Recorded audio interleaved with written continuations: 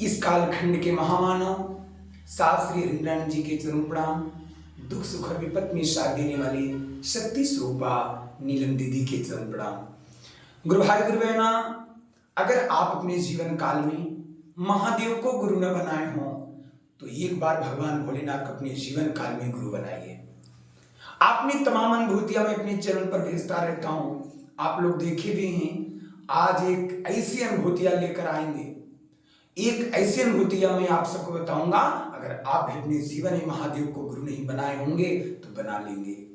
किसी ने खूब लिखा है, अरे मांगो उसी से जो दे दे खुशी से, अरे कहो उसी से जो कहे ना किसी से।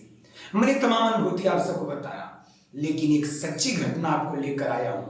हमारे महादेव, हमारे करसूलनाथ भगवान वामन भूतनाथ की अनुभूतियां है। एक सच्ची घटना मैं आपको बता रहा हूं। हमारे पास, हमारे बगल में हमारे परम आदरणीय, हमारे सम्माननीय श्री तेजी बाजार दिलसादपुर की धरती से हमारे परम आदरणीय, हमारे सम्माननीय श्री देवी प्रसाद सेठ जी हैं। आज इनके जीवन में ऐसी घटनाएं घट गया था जो नामुमकिन था, लेकिन हमारे महादेव, हमारे भोलेनाथ उनके सारे संपत्ति को वापस करा दिए और स्वयं महादेव लौट आए।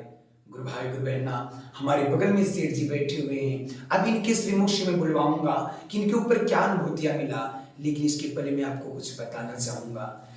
गुरु भाई गुरु बहना, इनका जमीन था और इनके जमीन को इनके भाई ने ले लिया, इनकी माता जी से लिखवाकर। इनको बड़ी चिंता हो गई, इनके कान में जब आवाज गया तो बड़ी द्रवित हो गए, बड़ी इनको कष्ट हो गया। तो हर शुक्रवार को चर्चा मेरे घर होता है। भैया रोते हुए पहुंची मेरे घर, और जब गए गुरु भाई गुरु बहना, भैया रोने लगे। तो मेरी माता जी से बोले कि मेरे घर चर्चा का तारीख पड़ा हुआ है तो चर्चा होगा। मेरी माता जी ने कहा, सेठ जी आपके ऊपर संकट आया हुआ है, आप उस संकट हरण, उस परम पिता करुणा के अवतार बाबा भोलेनाथ के शरण में जाइए। आप उस चर्चे को रोक दीजिए, उस चर्चे को रोकिए और आप पहले महादेव से दया मांगे कि हे परमात्मा, ये शिव गुरु महादेव, जब आप मेरे ऊपर दया देंगे तभी आपको प्राप्त होगा, तभी मैं आपको चर्चा कराऊंगी। मैं जन जन को यही बताऊंगा कि महादेव मेरे गुरु हैं। गुरु भाई गुरु बहना, सेठ जी की आंख में आंसू गिर रहा है। सेठ जी के मन में बड़ा कष्ट है कि प्रभु मेरे बच्चे हैं, मेरा जीवन कैसे पार होगा, मेरे केवल मकान ही है, मैं कैसे जाऊंगा पार प्रभु। सेठ जी रोने लगे, सेठ जी रोने लगे और गुरु की दया, और वही अपने बच्चे के लिए हर पिता चाहता है, हर माता चाहती है कि मेरे बेटे सुखी हों। सेठ जी मन में प्रतिज्ञा किया कि हे महादेव, ये शिव गुरु आप लोगों को दया दे रहे हैं, लोगों पर कृपा कर रहे हैं, तो क्या मेरे ऊपर नहीं करेंगे। सेठ जी मन में यह विश्वास श्रद्धा लेकर गुरु से याचना किए। शिव गुरु को जो 3 सूत्र है उसमें पहले सूत्र में उन्होंने दया मांगा, और जब मांगे गुरु भाई गुरु बहना, समय अपनी गति से चला और वह समय आ गया। गुरु भाई गुरु गौर करेंगे, हमारे बगल में सेठ जी बैठे हैं, वह दिन आ गया जब सेठ जी का संपत्ति पूर्ण रूप से वापस हो गया गुरु भाई गुरु बहना। और इनके घर में गुरु भाई गुरु बहना 26 तारीख को चर्चा में किया, और आज हमारे पास सेठ जी बैठे हुए हैं गुरु भाई गुरु बहना, और इनके श्रीमुख से सुनो, वास्तविक घटना बता रहे कैसे भोलेनाथ ने इनके ऊपर दया किया। गुरु भाई गुरु बहना, आधी अधूरी कथा मत सुनना, पूरी कथा सुनना। आइए हम सेठ जी की तरफ चलते हैं, सेठ जी क्या कहते हैं सुनते हैं। चलिए गुरु भाई गुरु बहना, हमारे साथ सेठ जी बैठे हुए हैं, इनके मन से कुछ सुना जाए। सेठ जी पहले आप प्रणाम कर लीजिए सबको। भाई को प्रणाम चरण।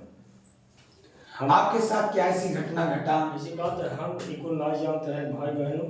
हमारा भाई मुझे काटा था, अब 5 साल काटे मारा, हमका जानकारी रहा ना, तो हमने सुना जी।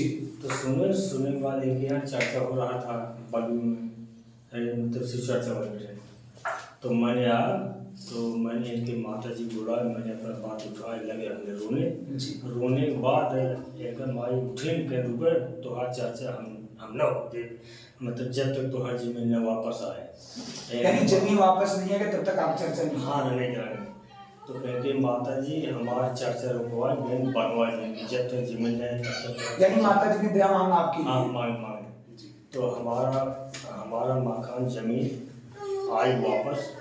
बहुत कष्ट में थे, बहुत रात में हम रो रहे थे, अब कहा जाए कहना जाए।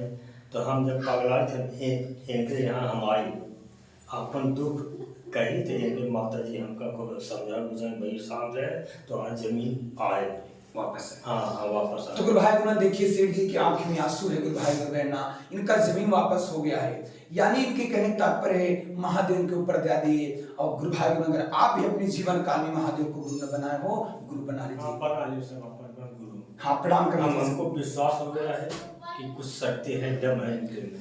हमारा मकान वापस आ गया है। हम जब जिंदा रहेंगे तब तक हम इसमें रहेंगे, जुड़े रहेंगे। आप सब कहेंगे, आप सब भी जुड़िए।